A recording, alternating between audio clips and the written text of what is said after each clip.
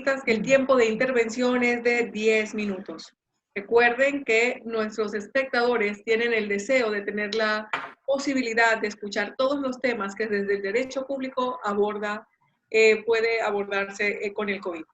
Ahora vamos a darle participación a nuestro panelista, el señor John Díaz Carpio. Como diría Karl Popper, la democracia consiste en poner bajo control el poder político. Y precisamente nuestro panelista, don Jairo Díaz, intervendrá con el tema denominado Función Legislativa y Control Político en tiempos de COVID. El doctor Díaz Carpios es abogado, docente de la Universidad Popular del Cesar, asesor de entidades públicas y privadas, especialista en Derecho Administrativo de la Universidad Santo Tomás, magíster en Derecho de la Universidad Sergio Arboleda, conciliador y árbitro de la Cámara de Comercio. Adelante, doctor Carpio. Muchas gracias, doctora Emma. Un saludo a los compañeros panelistas, también a los estudiantes, profesores y demás personas que están acompañando esta jornada académica, la cual resalto porque es el escenario propicio para que la Universidad Popular del Cesar genere espacio de discusión y de crecimiento en las diferentes disciplinas que hoy se tramitan al interior de nuestra alma mater. Revisando el tiempo, voy a tratar de contextualizar de manera muy breve lo que tiene que ver con el control político y especialmente la función legislativa en tiempos del COVID. Y esto lo quiero hacer, si se me permite, dentro del escenario de la constitucionalidad de las sesiones que hoy el Congreso está desarrollando de manera virtual.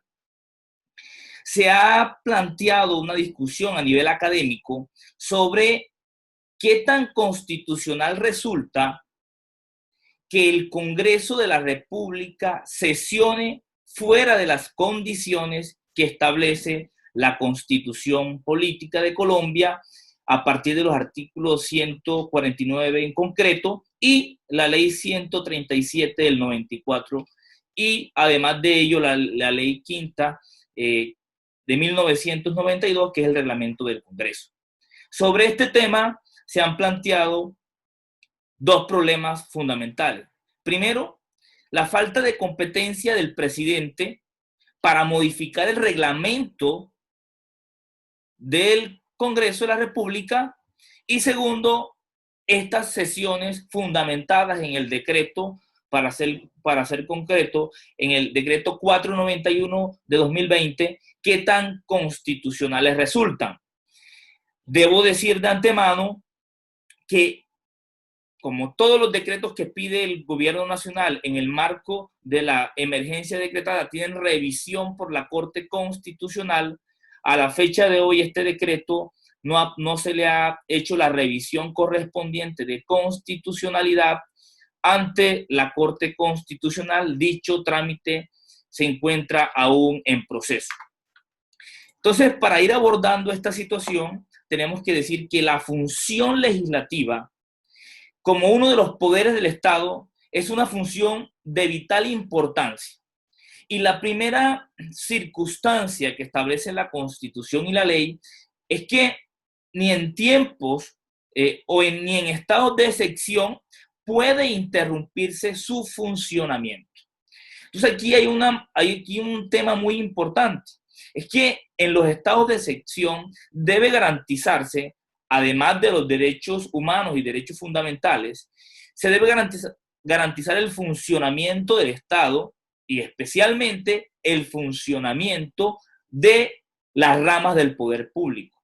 Y esta rama del poder público, especialmente la función de crear la ley, que es la función del Congreso de la República, no puede verse interrumpido ni interrumpirse por voluntad del gobierno en estados de excepción. Recordemos que el Congreso de la República debe revisar y recibir el informe que debe enviar el presidente de la República cada vez que decreta un estado de excepción. Y además de eso, posterior es decir, al año siguiente deberá revisar y con facultades de modificar, de derogar o de extender las medidas que el gobierno nacional adopta en el marco de los estados de excepción correspondientes. Luego, la función del Congreso es de vital importancia, pero se ha planteado por un sector académico autorizado que esta función ahora de manera virtual no tiene sustento en la Constitución. Es decir, el artículo 149 no posibilita que el Congreso pueda sesionar y en consecuencia pueda tomar decisiones de carácter virtual. No obstante, el gobierno nacional a través del decreto ya citado lo ha autorizado. Se plantea entonces que el gobierno podría estar extralimitándose en el ejercicio de esta función en el entendido de que la misma Constitución establece que no podrán llevarse sesiones por fuera de las condiciones establecidas en la Constitución.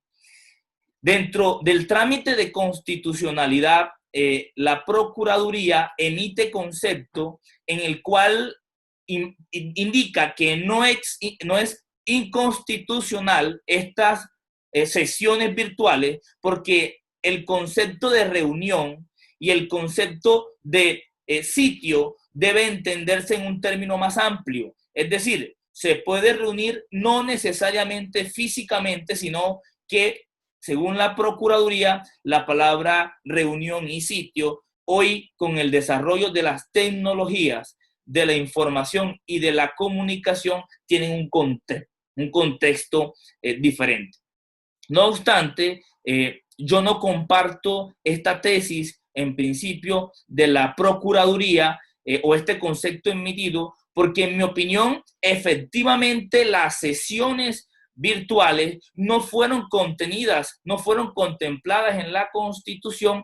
Sin embargo, las sesiones que se viene ejerciendo por parte del Congreso de la República resultan constitucionales en tanto no vulneran, sino que afirman la Constitución, toda vez que permite que en el contexto de la pandemia pueda seguir desarrollando las funciones del Congreso de la República. Entonces aquí hay una lógica invertida en el entendido de que lo que posibilita el presidente de la República es, contrario a inmiscuirse o a extralimitarse en el ejercicio de sus funciones, pues posibilitar que el Congreso continúe con su función constitucional de ejercicio y funcionamiento de acuerdo a las potestades que están en la Constitución.